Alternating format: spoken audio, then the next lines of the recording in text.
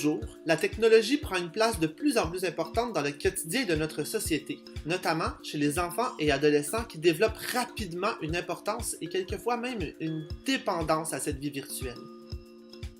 À travers Facebook, Twitter, Snapchat, Skyrock, MySpace et autres réseaux sociaux, ou même par la messagerie texte, un phénomène malheureusement de plus en plus en vogue a fait son apparition dans les écoles secondaires et même les écoles primaires au Québec, la cyber-intimidation.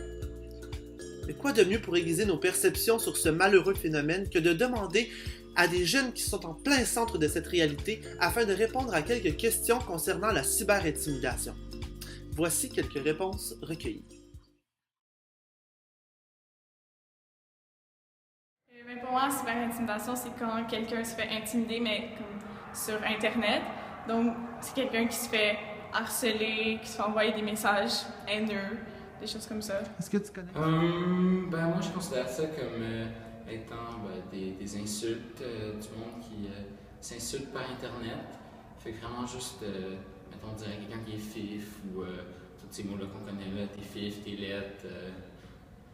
Puis c'est ça, puis mais aussi des menaces. Comme si demain tu m'amènes pas quelque chose, ben, tu vas avoir une conséquence, une affaire de même. La cyber-intimidation, je dirais, c'est une discrimination indirecte par Internet. Qui se fait en envoyant des messages, puis tout ça, mais sans vraiment parler à la personne directement. Peut-être qu'il y a aussi en a directement, mais c'est principalement par Internet.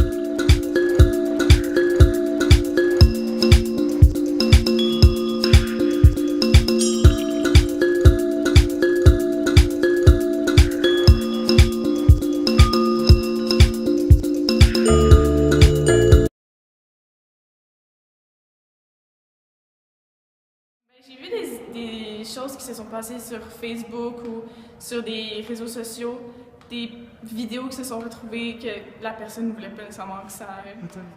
Je sais pas. Mais je sais que j'ai vu des gens se faire envoyer des messages haineux, comme j'ai vu beaucoup de gens se faire envoyer des messages de comme va te pendre ou des choses comme ça. J'ai entendu des histoires du monde qui se faisait dire qu'il était pas beau.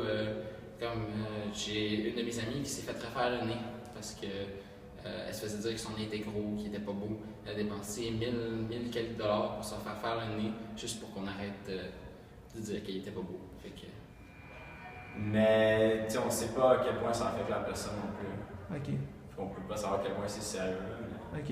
J'ai entendu parler de gens qui avaient envoyé des commentaires négatifs sur Facebook. Ok. Et tout ça, mais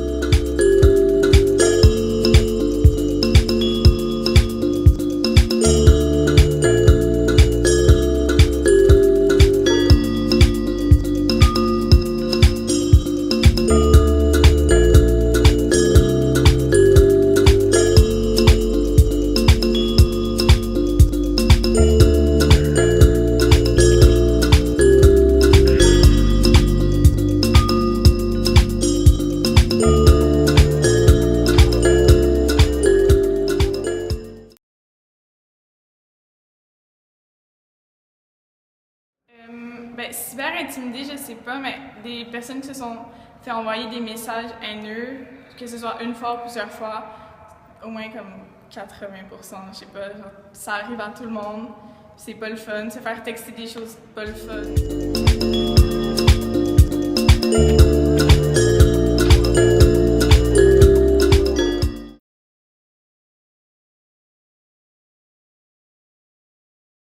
Sincèrement, je sais pas, parce que avec toute la prévention qu'il y a, ça continue quand même. Alors, je vois pas qu'est-ce qu'on pourrait faire pour arrêter ça. Mais c'est sûr que sensibiliser les gens, c'est déjà un grand pas, mais ça marche pas toujours. Ben, je pense que juste le fait qu'il n'y ait pas de Wi-Fi, à notre école, il n'y a pas de Wi-Fi, puis d'interdire l'utilisation des téléphones dans l'école, ça aide beaucoup, parce que ça fait que s'il y a de l'intimidation, ben, au lieu d'être par Internet, ça va vraiment être de l'intimidation normale, puis si on connaît déjà les règlements par rapport à ça, tout est déjà interposé. Donc, il y aura moins de cas, puis s'il y en a, on sait déjà ce qu'il faut faire.